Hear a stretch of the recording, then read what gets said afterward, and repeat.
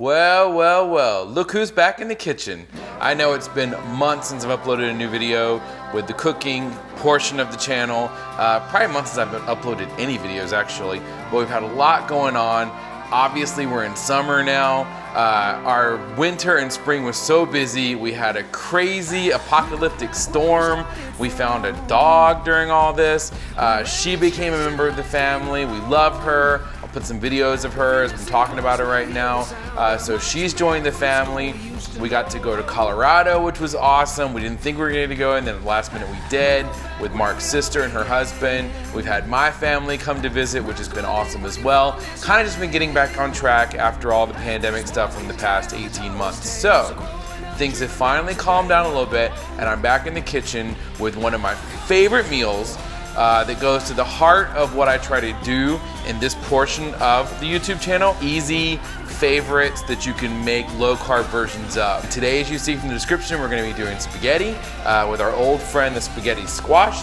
Not as much of a vegetable playing different roles as like cauliflower is, but I think you'll be happy with the results of what this vegetable can do to replace the normal pasta you'd have in a conventional spaghetti dish. So let's get started and we'll see what you think. The fact to be homeward bound, there's a place where we're always found, I know.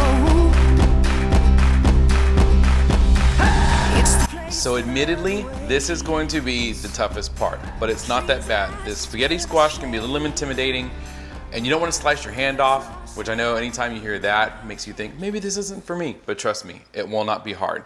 The most important thing you need to do first is wash your vegetable, make sure it's good and clean. You want to have a sharp knife ready. You want to have a bowl because it's going to be like a pumpkin on the inside, you'll see, with seeds and lots of just sinewy type stuff that we're going to clean out because we won't need all that stuff. A bowl to put that in. You're going to need salt, pepper, olive oil, and that's it. So the first step we're going to do is we're going to take our knife, because this is pretty tough, so it's going to take a little bit of elbow grease, and we're going to cut off the ends because we don't need those. So I'm just going to take my knife and I'm going to pierce the skin here.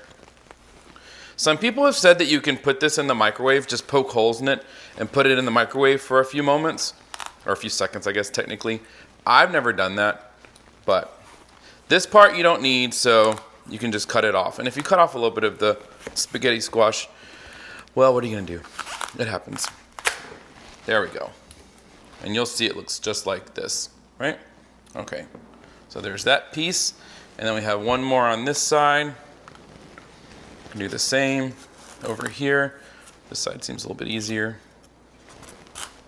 because none of this is of any use to us. There we go.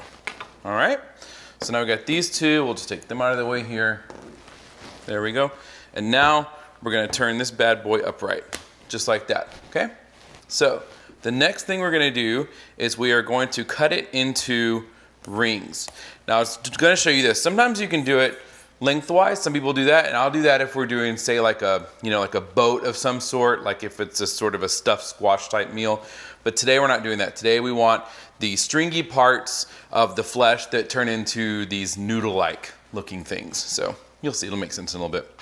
But what we're gonna do is, again, being very careful, we're just kind of cut ourselves some rings. And I usually just go straight in like so. This makes it to where you get the longer, more noodle-like strands, and it also makes it easier to clean out the seeds and the little vines. So I'm going to do this. I'm not going to bore you with doing each one, and I'll be right back. So now we've got our rings. They look just like this, and you'll see here I'm talking about with all the seeds and the little vines or veins or whatever the hell that is. We're going to take all that out. This can get messy. If you've ever gotten a pumpkin ready for Halloween, same concept. But you just want to hollow them out like so. Get as much of that as you can. A grapefruit spoon works best because of the ridges on the side, but regular spoons like this one work as well too. So we're going to do this until we get all of this out. Much as possible anyway. This makes it much easier than when you do them lengthwise. And then it'll look like this. That's what you're looking for. So we're going to do that with each one of these.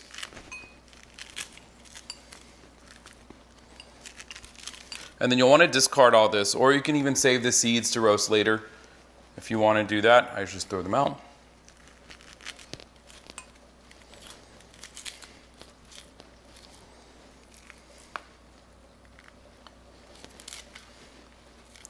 Just like this.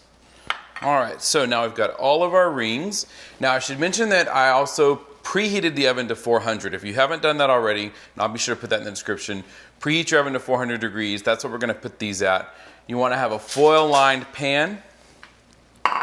So we're gonna take that, and we're gonna drizzle a little bit of olive oil just to have a little layer on the bottom there. Kind of spread that around with each one. There we go. A little bit more. Easy, easy.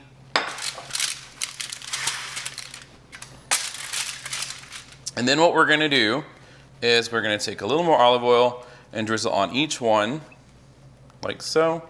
You can use a fancy brush if you want. I just use my hand. Spread this around. We've already got the bottom layer covered because of the part we put on the pan itself. All right, and then all I'm gonna do is take a little bit of salt and a little bit of pepper just for flavor. Now I'm using the pink Himalayan salt. We've talked about this before. That's what we like to use. Any salt is fine. That is nothing to worry about.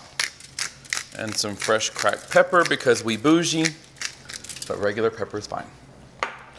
We're gonna take this, we're gonna stick it in the oven at 400 degrees. It's gonna go for 30 minutes total, but we're gonna flip them midway at the 15 mark. We'll get started on our sauce, and then while these are going, we can finish that, then put it all together at the end. So when it comes to sauce, there are lots of different varieties. And you'll hear pasta sauce, spaghetti sauce, gravy as traditional Italians call it. But today we're gonna be making a very quick, very simple sauce with a tomato base and some ground beef and some seasonings that you can easily whip up in like 20 minutes all the way up to half a day as long as you wanna let it simmer. But the actual prep time, very, very short. So what we've got is our base, which is 28 ounces of tomato sauce. And you just want to turn your burner onto about medium and have your lid nearby because it's going to start to splatter once that gets going. So I'm going to put this at a medium heat. All right. And then, so that gets our tomato sauce in there. And next we want to do our seasonings. Now I keep it very simple. There are a lot of different ways you can do it, but I found this is a very tasty sauce that's got a little bit of a kick, but not too spicy or anything like that. So what we're gonna use is, and I've measured these out in the past, so I know I'm eyeballing it, but we've got about a teaspoon or so, maybe half a teaspoon actually, and I'll put this in the description, the final measurements, but I think about half a teaspoon of the Tony's. We're gonna use about a tablespoon of the Perfect Pinch Italian seasoning. I'm gonna use about half a teaspoon of onion powder and about half a teaspoon of garlic powder. Now, this is for a smaller batch because it's just the two of us. You could easily double this to make more, so keep that in mind. Also, we're gonna do about half, maybe quarter teaspoon of fresh ground pepper and a tiny, tiny bit of salt because we've already put our Tony's in, so we don't wanna overdo it. I'm gonna give this a quick mix before we put our ground beef in. Now I'm using about a pound of ground beef. I probably could have gotten by with like half a pound, but we like it meaty. So we're gonna put our ground beef in. And this is just a pound of browned ground beef. I think this is chuck, but you could use whatever the fat percentage you want. Now you'll notice this is gonna make a very meaty sauce, okay? Once again, like I said, they're all different kinds. You have your more watery ones, so to speak. They're a little bit more tomato saucy. Then you've got this one that's more meaty, but I only do this because we like it this way. Now again, when I do my more traditional sauce in like a future video, I'll show you how I do the garlic, the actual garlic, and the olive oil, and little red pepper flakes. But today we're gonna keep it super, super simple. Now what you wanna do is, again, over medium heat, just bring this up to a boil. Once it starts to sort of splatter, just kind of cover it loosely with your lid. Don't do a tight fit, and turn your heat down to low. You can let sauce go I mean, like I said, all afternoon. I know some people will cook their sauce. For me, I mean, our taste, at least 20 minutes, letting it go on like a low setting. Sometimes I'll let it go up to 40, just depending on how long. Like today, we've got our spaghetti squash cooking, so I know I'm gonna need some time with that, you know, to let it cook and then cool and then, you know, deconstruct it. So you let it go probably for an hour today or so. I'm gonna go ahead and loosely put the lid on this. Let this go. I'm gonna turn my heat down to low. I'm gonna let this go for probably about an hour today. So while we're doing our spaghetti squash, I'm gonna come back to this and kind of give it a stir every now and then, occasionally, but nothing big. This one's easy. This one's easy, just almost like a crock pot. Set it and forget it. You can almost just keep this going in the background. No big deal. So I'm gonna go check on our spaghetti squash and then we're gonna take it from there. All right, squash is out of the oven. Looks like it's good, but you never know until you start picking it apart. We have all of our elements here to put our final meal together. So let's see how it all turned out. So the first thing you want to do, I've taken some kitchen shears and kind of made an incision here so you can kind of peel this off. This is the easiest way to do it. And you will see that this comes off like pasta. Isn't that crazy? It's the coolest thing, because will you mistake this for actual pasta? No, you will not. Will this be as good as regular spaghetti? I think so. I mean, it has a little bit more of a crunch to it because it's a vegetable, not a flour-based pasta, but it's so good. And again, you know, you're not looking for things that are exactly the same because that's just not going to happen. You're looking for things that are good replacements, and I think that this fits that bill. So you want to arrange your pasta like so, just like just like you normally would with anything else. I've got some fresh grated Parmesan here that we're going to add. Actually, let me do the sauce first. So we have our sauce that's been marinating. It's ready to go. We're going to take, let me actually, because I know I'm going to spill this. Typical my luck. So let me go ahead and just put a little pasta here, or a little sauce rather here.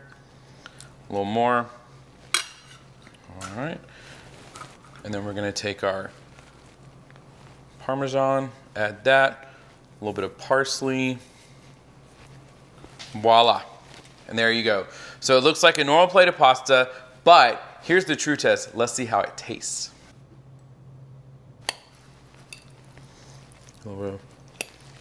It's even strings like pasta, like spaghetti. Very good. Like I said, a little bit of crunch from the spaghetti part. The squash. But it's so good, and the sauce really tastes strong enough that you don't taste really anything from the squash. I've tried zoodles, the zucchini noodles. I've tried the noodles that are from the traditional yellow squash. Neither of those taste as good as this, and they're more work, and they're more expensive. This, to me, much better, much easier. But you let me know. Try it. Leave me a comment. Let me know if you think this is useful, if you think it's not, if you've actually tried this and you liked it as well. But either way, happy cooking, you guys. Let me know what other kind of meal ideas you want to see, and I'll be happy to deliver. Have a good day.